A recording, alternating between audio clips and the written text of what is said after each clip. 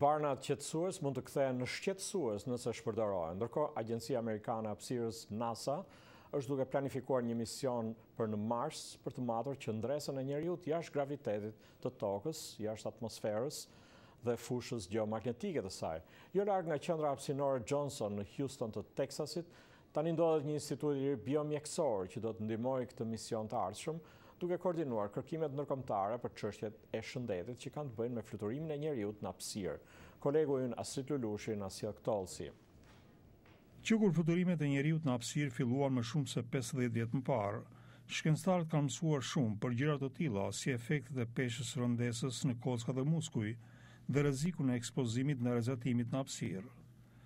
Misioni kryesor i Institutit Biomjekësor i vendosur në Universitetin Rice në Texas është të koordinojë dhe mbështesë projektet shkencore për të ndihmuar programin amerikan të hapësirës. Ne shërbejmë si rrjet për grumbullimin e të dhënave nga studimet dhe kërkimet e ndryshme biomjekësore për hapësirën, si dhe vlerësimin dhe vënien e tyre në provë.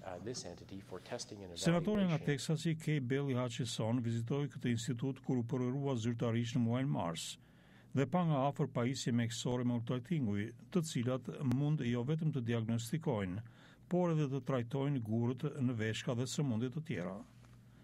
Një nga funksionet kryesore të institutit është organizimi i leksioneve dhe konferencave mbi kërkime mjekësore, si ky në shkollën mjekësore Baylor po në Texas. Ekspertja e mjekësisë hapësinore Jennifer Law thotë se puna e mjekëve në këtë fushë është si fiziologji normale në një mjedis të parregullt. Duke studiuar trupin në një mjedis tjetër, në thelb ne shohim se si sistemet e ndryshme të trupit të përshtaten me mikrogravitetin. Ekspertja Law thotë se kërkime të tilla kanë ndihmuar zhvillimin e trajtimeve për njerëzit që vuajnë nga sëmundje të tilla si osteoporoza. Por qëllimi afatgjatë i NASA-s për dërgimin e njerëzve me miliona kilometra larg në Mars, në një mision mbajtje ardhe që zgjat më shumë se një vit, ngret të gjitha llojet e problemeve shëndetësore, sidomos çështjen e prekjes nga rrezatimi.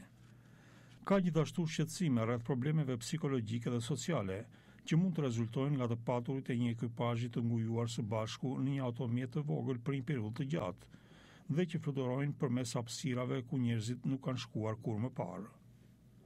Jeffrey Sutton, i Institutit Kombëtar të Biomjekësisë Hapësinore, thotë: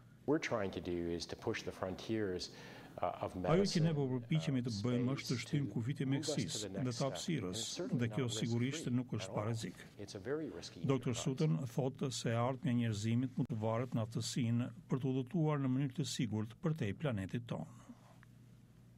Statistikat e fundit tregojnë një prirje shqetësuese mjekësore që është duke dalë jashtë kontrollit. Numri i amerikanëve që marrin barna qetësues ose kundërdhimeve është në rritje në mënyrë drastike. Barna të tilla kur merren pa mazë dhe pa nevojë shkaktojnë efekte të rënda anësore, madje edhe vdekje. Sipas të dhënave të administratës amerikane të barnave, në disa rajone të Shteteve të Bashkuara, shitja e disa barnave me bazë oksikodon, siç janë oksikontin, perkoket dhe perkodan, u rritën 16 herë mes viteve 2000 dhe 2010.